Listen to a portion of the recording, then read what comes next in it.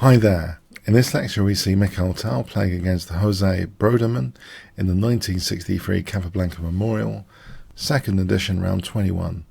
So e4 for Mikhail Tal, we see a Caro-Kann c6, d4, d5, knight c3 for Mikhail Tal, d takes e4, knight takes e4, and now black plays the adventurous e5.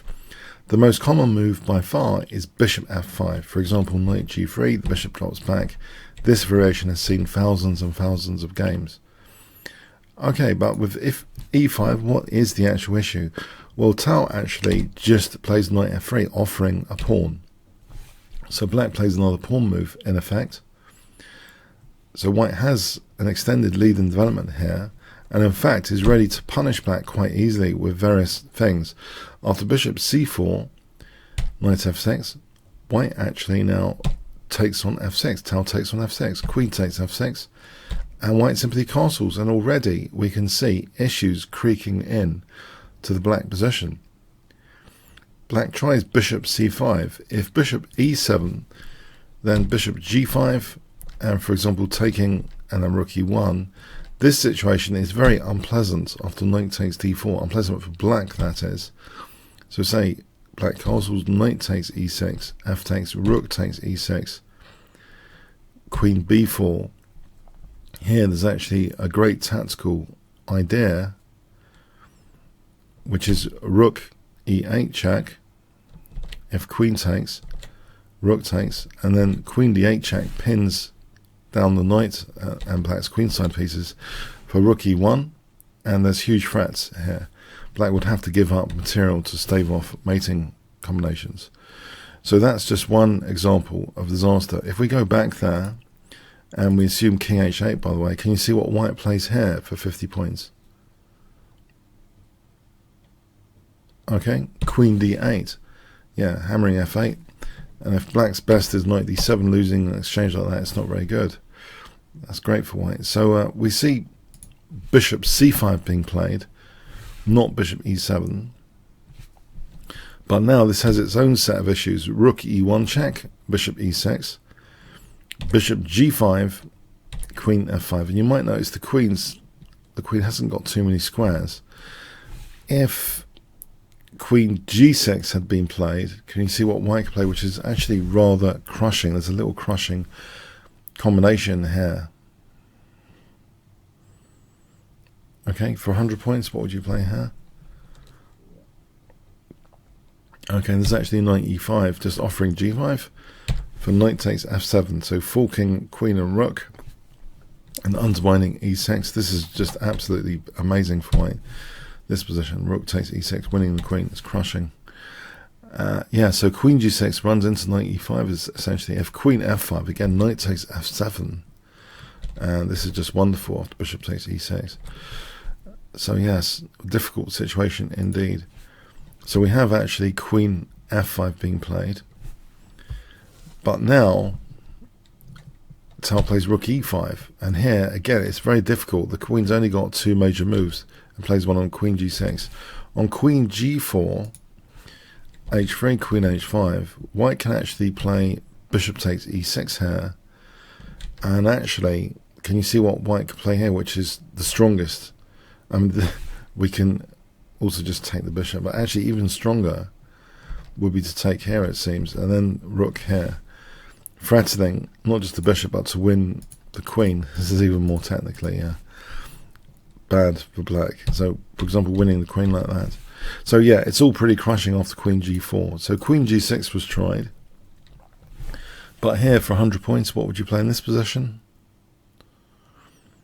So the queen's limited in squares. We can try and checkmate the queen, in effect, given the lack of queen escape squares. Okay, the checkmate kind of move is knight h4. Ouch, the queen is being lost here. So black takes on g5, rook takes g5, and we're still hitting the bishop. The bishop drops back, but now bishop takes e6. Okay, black does carry on, bishop takes g5. And now Tal, you might wonder, okay, how does he finish off things? Yeah, for 50 points. Actually, he plays bishop takes f6, opening the king up more, queen h5. And even though the king holds on to the bishop, it's not the best defender. Queen f3 check. And now knight f5 check. And here, knight d6 check. So bringing the king out to play. And now, rook e1, threatening. Rook e8, checkmate. Knight d7, and the final move. For 50 points, what would you play here? Yeah, killer common squares, f7, classic, queen b3. So yes. Forget about b7, I was thinking about the opera game. No, just f7 is the crucial one. And there's no real defense. If black plays knight e5, then we just simply, yeah, just snap that off, and then we're going to mate. So yeah, a cute game. It shows actually a little bit the evolution of theory. This time it wasn't so, theory wasn't so well established or known about. And this move e5, yes, it's pawn moves at the expense of developing pieces. So if you breach the art of war principle, putting yourself beyond defeat before going on to the attack in chess terms, you want to develop your pieces, get your king into safety, and only then think about active operations. This is a kind of violation of the art of war in a way. This whole opening sequence from black, just trying to win a pawn, it just reflects active operations, but without putting oneself beyond defeat. And in fact, white is able to rapidly castle and inflict immediate major threats in this position. So a very, very difficult position indeed already. So yes, a crushing game indeed. The queen being subject to major tempo gainers. And the game could have been, just resigned here at move 12 in fact. So short and sharp punishment for black there. Okay.